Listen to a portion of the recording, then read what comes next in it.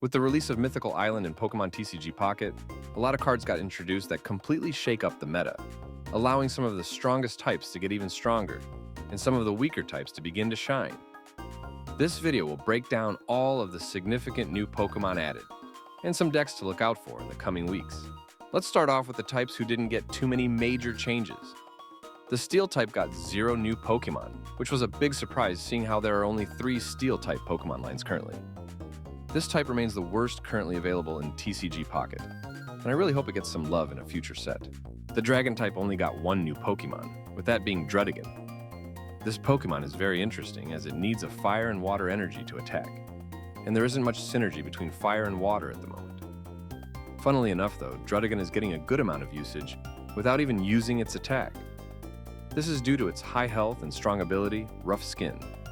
This ability will get guaranteed damage on the opponent, while you set up a Pokemon in the back, and gets chip damage on some Pokemon that wouldn't be able to be one-hit KO'd otherwise. The Dark type also didn't get much, with the biggest addition being the Scolipede line, which has the potential for big damage if you get the opponent poisoned. At the moment, 3-stage Pokemon aren't too strong in the meta, and I don't believe Scolipede can quite keep up for this reason. The Fire type got some pretty small but appreciated new cards, including a new Ponyta, Rapidash, and Magmar. While I believe the old Rapidash is stronger than the new one, the new Ponyta and Magmar are useful additions, making Blaine decks slightly stronger than they were before.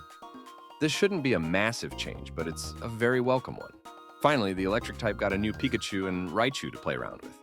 These cards have a lot of potential as this Raichu can operate well even without Lieutenant Surge, and operates more as a consistent damage dealer and a way to get strong chip damage on benched Pokemon.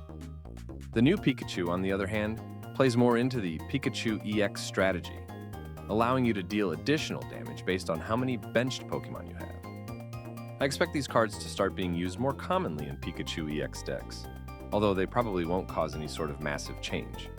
Now, on to the types that got significant changes that will likely change the way the type is played.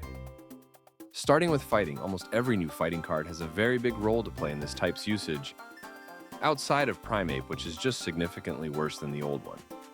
Starting off with the least significant, the Golem line got new cards this pack, significantly buffing Golem from a nuke that does self-damage to a very hard-hitting Pokemon that can survive almost any hit. As I said earlier, 3-stage Pokemon aren't common in the meta right now, but I think you could still potentially find success with this deck just due to how much bulk Golem has, without being an EX. The Fighting type also got a new wall Pokemon in Stonejourner, having more health, higher damage, and a lower retreat cost than Onix, with the only downside being that you don't have access to Brock, which isn't really a big deal. We also have the first additional mythical Pokemon in Marshadow. Marshadow is a revenge killer, being able to output massive damage after one of your Pokemon has fainted. Last, but certainly not least, we have Aerodactyl EX, one of the most insane sounding EXs. Its ability makes it so your opponent can't evolve their active Pokemon, meaning they will have to move their active Pokemon to the bench if they want to evolve it. This is solid, but opponents will be able to see the old Amber be played before you evolve it, so they will have a turn to prepare. Outside of that, Aerodactyl has very good stats, with 140 HP, being slightly more bulky than some of the big meta threats at the moment. 80 damage for a 2 energy attack, being just short of Starmie EX's attack, and a 1 retreat cost, making it easy to move in and out. These new tools should bring a new light to a type that didn't get much play before, and give it a niche that could see some good results in the future. The Water type also got some new tools that could be game-changing, completely warping the way the type is played. Water got 2 new cards that give it a huge change to how it operates, with the first being Gyarados EX. Gyarados EX is a new 2-stage Water-type Pokemon, and is actually the bulkiest 2-stage Pokemon in the game currently. It has a massive energy cost, but does a ton of damage once you meet that requirement.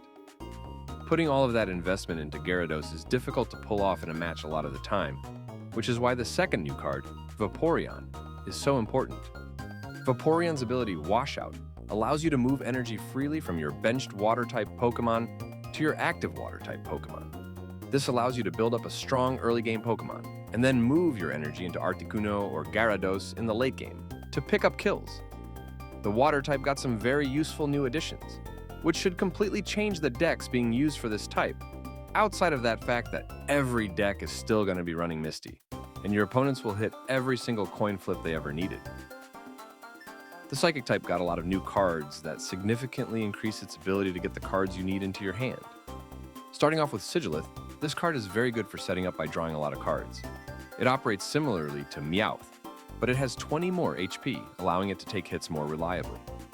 The other main Pokemon they added for Psychic is Mew-EX, which funnily enough is getting play in a variety of different types due to its main attack costing colorless energy.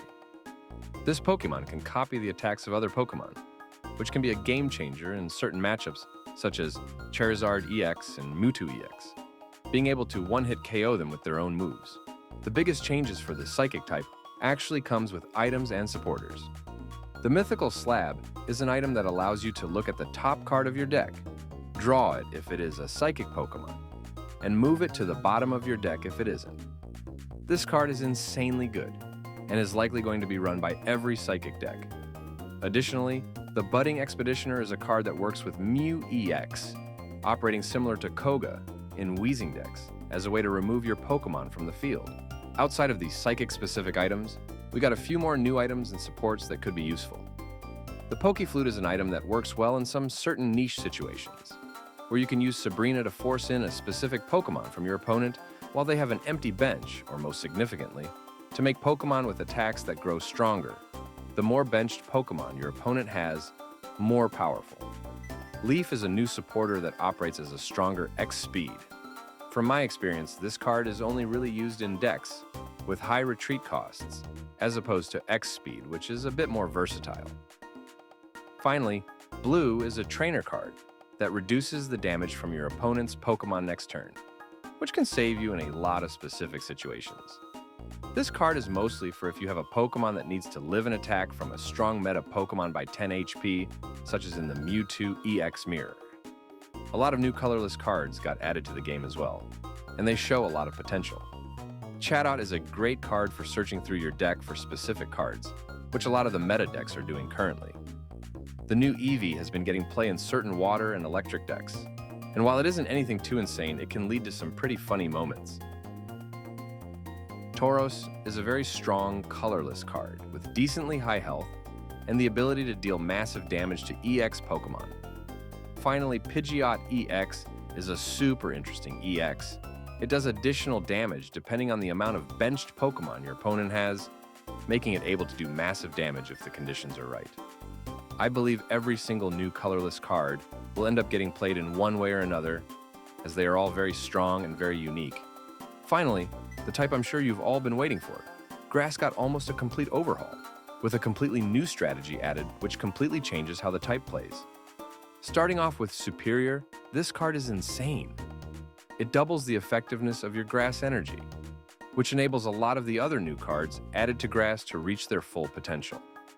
Executor is an insane damage dealer, being able to deliver massive damage once it gets the energy to use its attack. This card is also a great answer to opposing Grass decks, as you will do 40 additional damage per energy instead of 20. Delmise is able to tank hits well, while also being a great user of Superior's boost, allowing it to dish out massive damage. Finally, most likely the strongest card added in this set, Celebi EX. This card is insanely powerful when paired with Superior, allowing you to build up energy so fast and nuke the opponent with an attack that could one-hit KO any Pokemon in the game.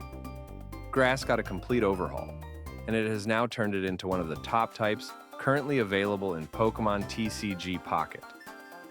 Thank you all for watching. This is my first video, so I would really appreciate it if you all subscribed and liked the video. I'll have more like this one coming out soon. See you all next time.